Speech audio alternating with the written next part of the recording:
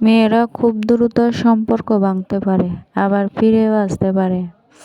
ছেলেরা সম্পর্ক ভাঙার ক্ষেত্রে যথেষ্ট সময় নেয়, কিন্তু একবার যদি ভেঙে ফেলে তারা আর কোনোদিন ফিরে আসে না।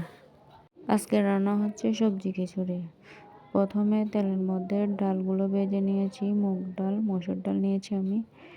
এরপরে পেঁয়াজ কুচি, আদা বাটা, এরপর সবজিগুলো দিয়ে ভালো করে নেড়ে চেড়ে নিয়ে পরিমাণ মতো পানি দিয়ে ঢাকনা দিয়ে ঢেকে দেব সিদ্ধ না হওয়া পর্যন্ত।